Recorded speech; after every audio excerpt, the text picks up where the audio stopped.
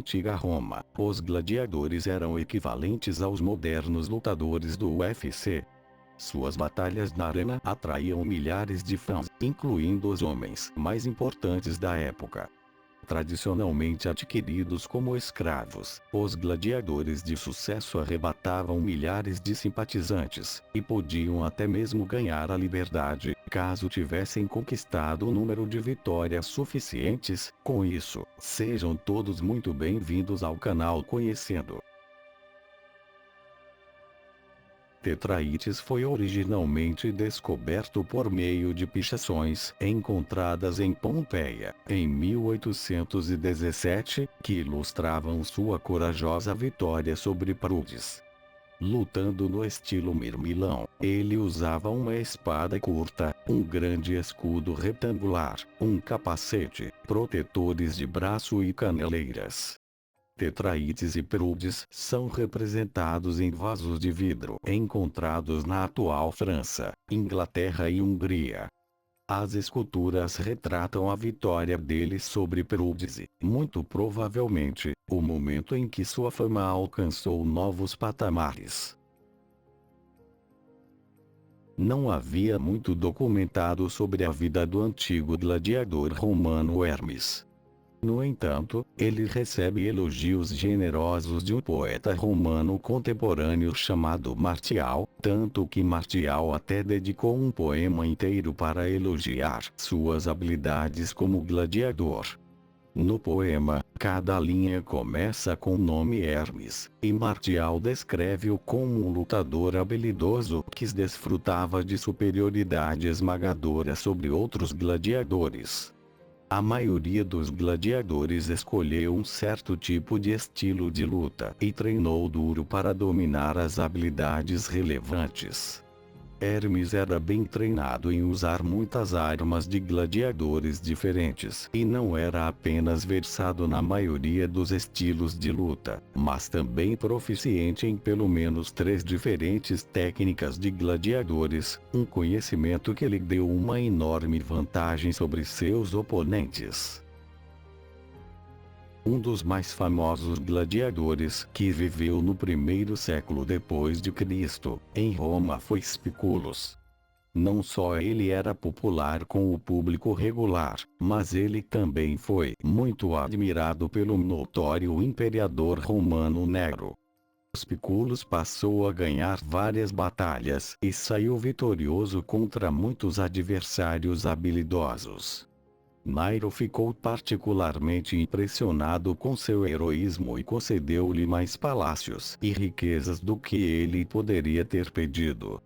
Nero se tornou tão apaixonado por ele que, quando foi derrubado em 68 d.C., ele queria morrer de forma rápida nas mãos de Spiculus. Mas seus assessores não puderam se apossar de Spiculus a tempo e Nero tirou a própria vida. A fama de Spiculus não girava apenas em torno de seu relacionamento com Nero, e suas representações em várias obras de arte romanas antigas testemunham sua ampla popularidade.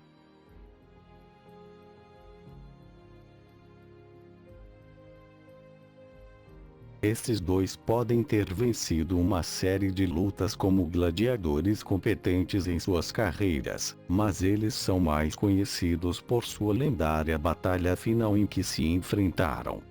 Priscus e Verus lutaram nessa batalha épica no primeiro século depois de Cristo, no famoso anfiteatro Flaviano.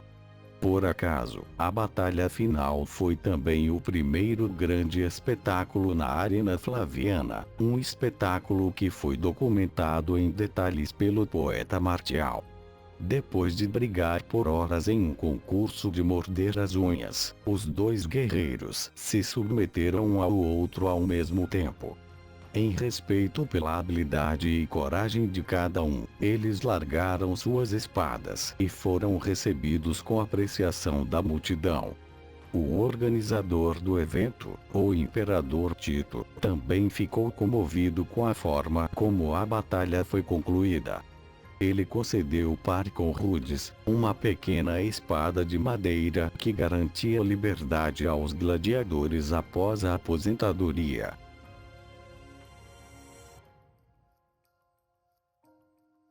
Quando Marcus Atilius lutou sua primeira batalha como gladiador, ele era apenas um jovem noviço e recebeu a designação de Tiro, que era um título dado a um gladiador que estava apenas começando sua carreira. Normalmente, os organizadores lançavam gladiadores de status e experiência semelhantes uns contra os outros, mas Marcus Atilius enfrentaria Hilarus, um gladiador imperial que já havia lutado 14 lutas e vencido 12 delas. Assim como todos pensavam que Marcus não tinha chance, o recém-chegado marcou uma vitória sobre o veterano, encenando uma virada que lhe rendeu muita admiração. A partir daí surgiu a lenda de Marcus Atilius, que passou a derrotar jogadores como Raicius Félix, outro lutador que venceu 12 lutas seguidas.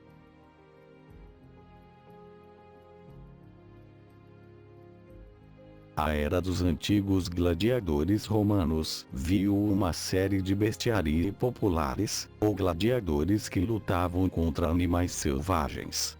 Esta profissão era notória por sua ridiculamente curta expectativa de vida, mesmo pelos padrões dos gladiadores. Sendo um bestiário célebre, Carpophorus era instintivamente talentoso quando se tratava de lutar contra animais selvagens, e ele era muito mais habilidoso em lutar contra animais na arena do que em lutar corpo a corpo contra outros gladiadores. Carpophorus costumava enfrentar rotineiramente animais selvagens, como leões, ursos, leopardos e rinocerontes.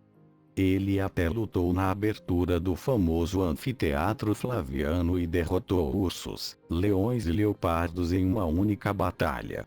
Em outra ocasião, ele matou um rinoceronte bastante feroz com uma única lança. Mas o seu melhor pessoal e a performance preferida do público veio quando ele matou 20 feras diferentes em uma única batalha. Um conhecido líder militar durante a Terceira Guerra Servil, Crixus costumava ser um gladiador gaulês que desfrutava de notável sucesso contra adversários muito maiores.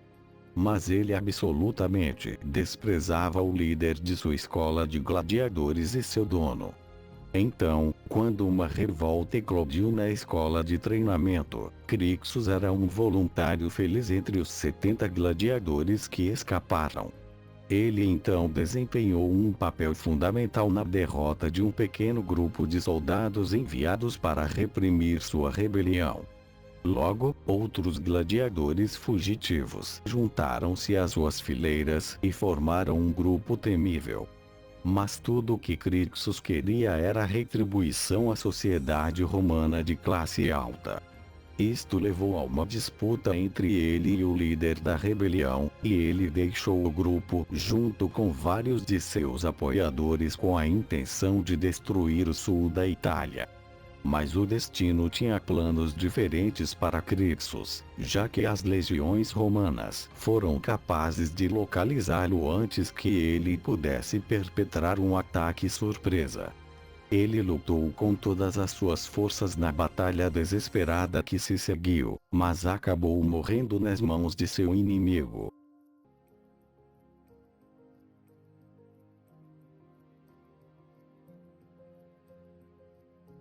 Commodus era um imperador romano infame que era obcecado em atuar na arena como um gladiador. Muitos de nós podem conhecê-lo do retrato de Joaquim Fênix no filme Gladiador. Ele era notório por seu ego e se considerava acima de todos os outros. Naquela época, apesar do glamour e popularidade que os gladiadores desfrutavam, eles ainda eram considerados humildes pelas classes altas romanas. Assim, Commodus teve partes de seu palácio convertidas em uma arena para lutar como um gladiador em particular. É claro que isso nunca seria suficiente para satisfazer seu desejo de lutar como um verdadeiro gladiador. Logo ele começou a lutar em batalhas públicas com absoluto desrespeito por seu status real. Mas essas lutas nunca foram justas, pois seus oponentes estavam armados com espadas de madeira. Às vezes, ele se abaixava tanto para matar animais amarrados e machucados, apenas para mostrar suas habilidades de luta inexistentes. Eventualmente, o continuo insensato de Comodos em tais artimanhas levou à sua queda quando foi assassinado em 192 d.C.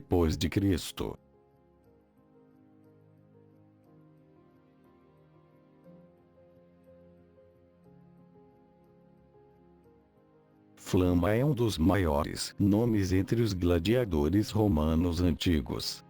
Claro, seu verdadeiro nome não era Flama, que era apenas seu nome de batalha, que significa chama.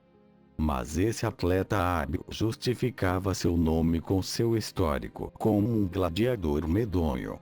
Antes de iniciar sua carreira como gladiador, ele era um soldado sírio que foi capturado e lançado na batalha contra um poderoso adversário para enfrentar uma morte rápida.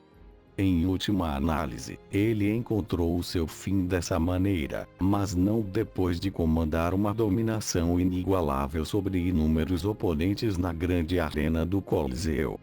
Usando uma pequena espada e um escudo, e armadura em apenas uma metade de seu corpo, ele aterrorizou seus oponentes por cerca de 13 anos em lutas, que atraíram um grande número de espectadores. No momento em que ele morreu com a idade de 30 anos, ele havia lutado com uma surpreendente 34 batalhas, 21 das quais ele ganhou, 9 foram sorteados e apenas 4 deles perderam. Ele foi premiado com Rhodes e sua liberdade em 4 ocasiões diferentes. Mas a cada vez, ele recusou a oferta e continuou a perseguir sua vida como guerreiro.